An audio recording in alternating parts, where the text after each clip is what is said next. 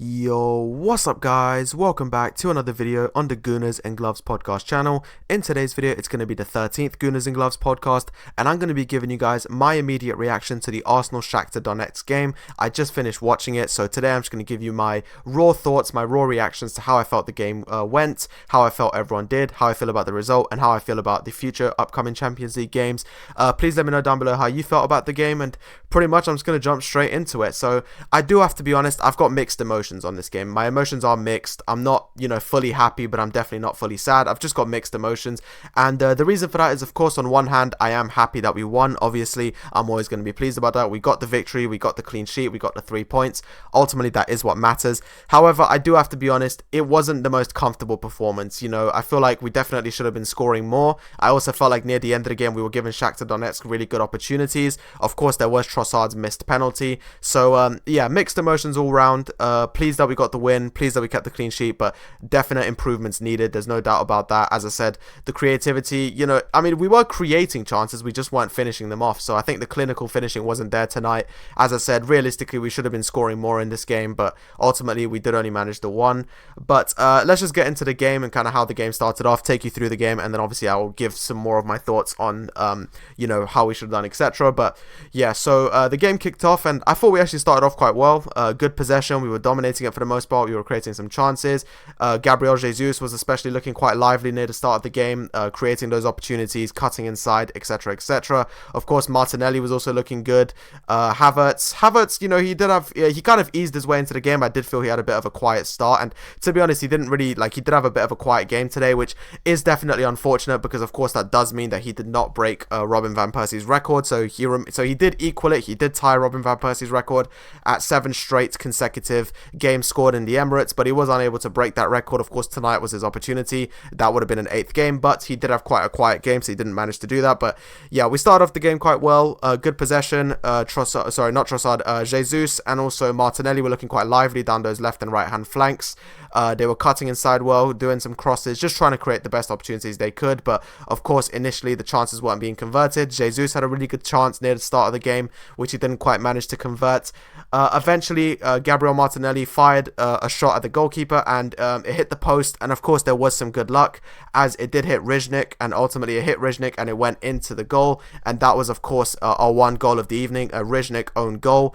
Of course, there was some fortune there, no doubt about it. Of course, it's always going to be good fortune when it goes off the post and goes into the keeper, but Gabriel Martinelli did hit it well. He hit it with power, it hit the post, and ultimately that's what happens sometimes. It might hit the post, hit the keeper, and go in, and that's what happened. So that's our one goal of the evening. Riznik in the first half with an own goal. Gabriel rifled it at him, however it hit the post, and off the post it deflected, went into Riznik and into the goal.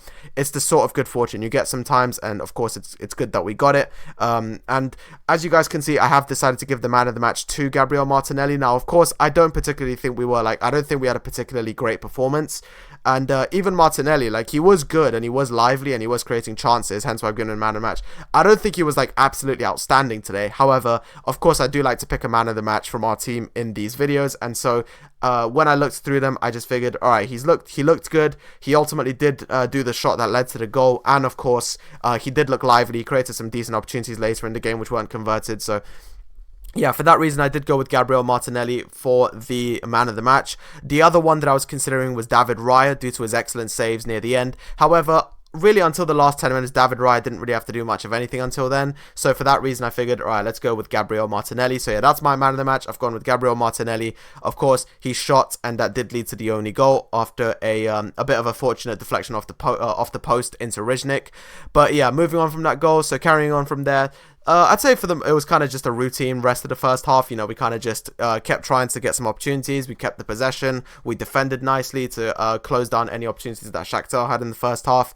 So we came into the second half, and I'd say again, it started off fairly similar. Just again, kind of just an even possession battle. Arsenal just kind of going back and forth, trying to create some opportunities. However, I would say Shakhtar were beginning to ease their way a bit into this game by this point. They were finding themselves in our box a lot more often than in the first half. They were definitely finding their way in there more. So I would say that Shakhtar Donetsk definitely began to kind of close the gap a bit. And while in the first half they were kind of struggling to get past the defense, I would say they were doing a slightly better better job of it in the second half. But again, Gabriel and Saliba did really well to shut down any opportunities, because they did definitely have some good shots that had Gabriel and Saliba not blocked them, they definitely could have gone to Raya, and of course Raya would have had to make a save. But there were some good blocks taking place there. Shakhtar eventually won their first corners, and they definitely delivered them and caused not too many problems with them. I don't really think they did much of anything with them, but they were still winning them. They were still creating those opportunities.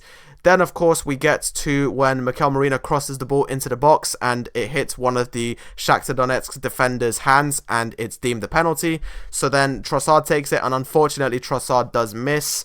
I did think he looked slightly nervous. I've got to be honest. I don't know. I just had a feeling. Of course, I still was hoping he'd score, but I did have a slight feeling that he looked a little bit nervous, and he did go on to miss it. It's just one of those things. It happens. Penalties are hard to score, and occasionally they're going to miss. Of course, Trossard doesn't really take them very often. To be honest, I actually thought it was going to be Havertz who takes them, because Havertz has taken them before, and he is a decent penalty taker. Not only that, but I thought that they would allow Havertz to take it in order to try and break that record from Robin van Persie that I mentioned earlier. So I expected it to be Havertz. Of course, Trossard was the one who was involved in the foul, so it was given to him. But as I said, Trossard doesn't take penalties that often. He's not really a very frequent penalty taker at Arsenal. Also, he's not a very frequent penalty taker for Belgium either. So yeah, the lack of experience clearly just got to him, and it ended up being saved nicely by the keeper. So yeah, and I did feel that was a big turning point for Shakhtar Donetsk as well. And I feel like that sort of stuff is always going to be a big turning point. When you're 1-0 down and you've just given up a penalty, I feel like you're kind of secretly,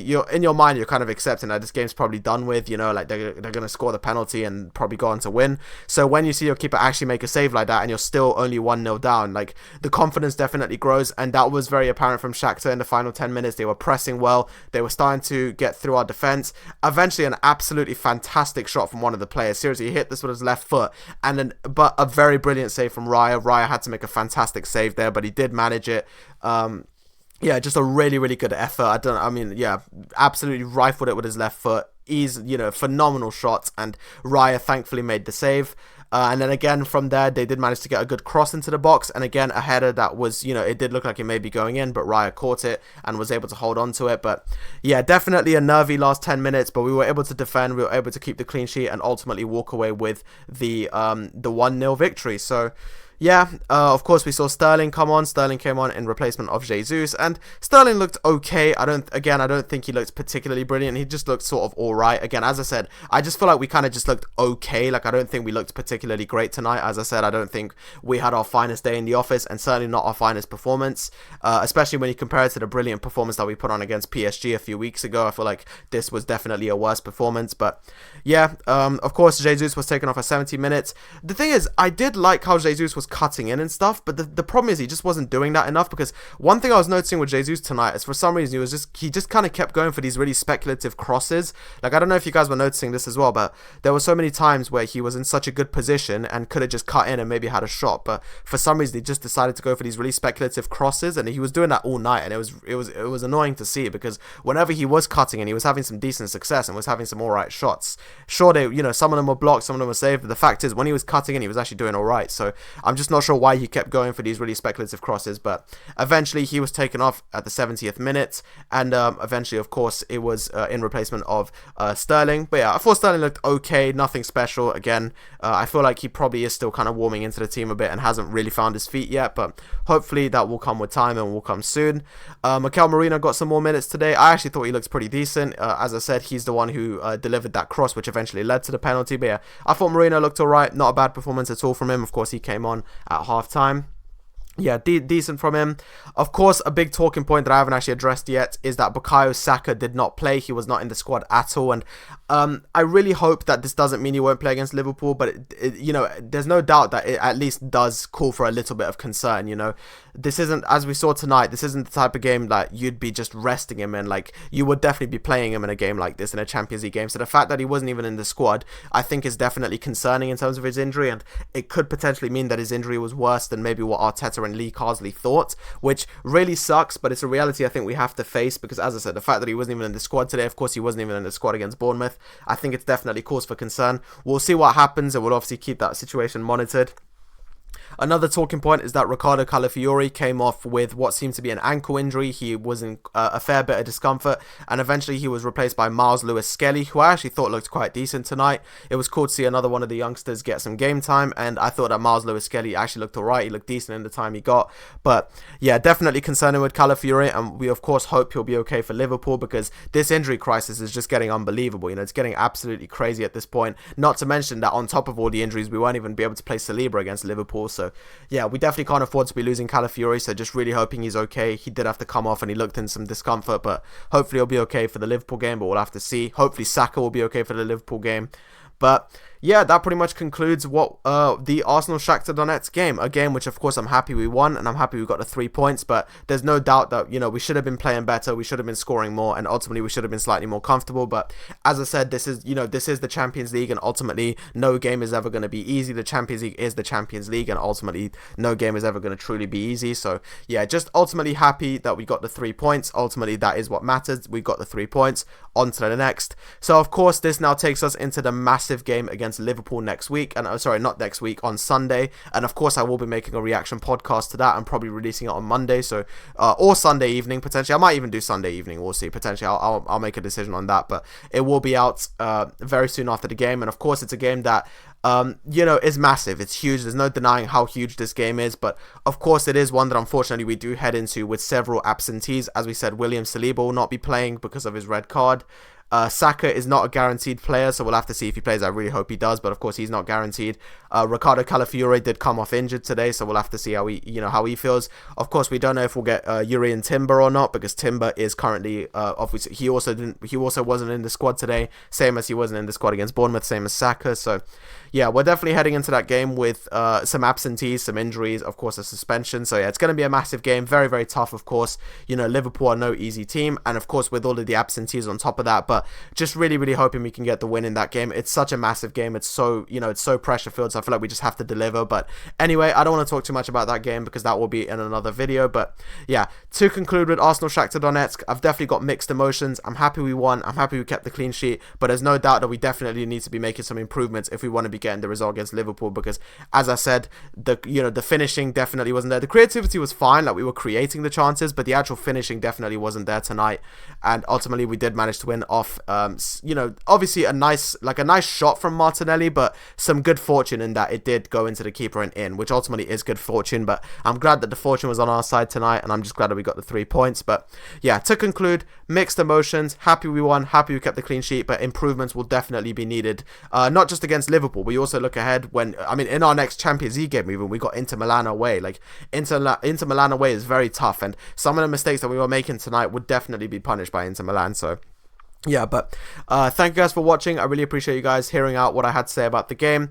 As I said, very pleased we won, but definite improvements are needed heading into the future. But yeah, obviously don't want to be too negative because ultimately we did win, but I also don't want to be like overly positive because it wasn't the most comfortable win. So that's why I'm saying I think just mixed emotions is the perfect sort of description for this game. Mixed feelings, happy and sad, but ultimately we move on to the next. But yeah, I really appreciate you guys hearing out what I had to say for this game. Thank you all so much for the support recently. My next video will likely be my FPL video, so my FPL Game Week 9 team selection. Hopefully I can bounce back after what was a horrific Game Week 8, but if I do post something else in the meantime, then of course you guys will be the first to find out. But yeah, thank you guys so much for watching. Have a great day. Please comment down below how you felt about the Arsenal Shakhtar Donetsk game. Please let me know if any Shakhtar fans are watching. Please let me know how you guys felt about the game, and of course any fellow Arsenal fans, let me know how you felt about the game. But yeah, thank you guys for watching. Have a great day, and I'll see you guys in another podcast soon. Bye bye.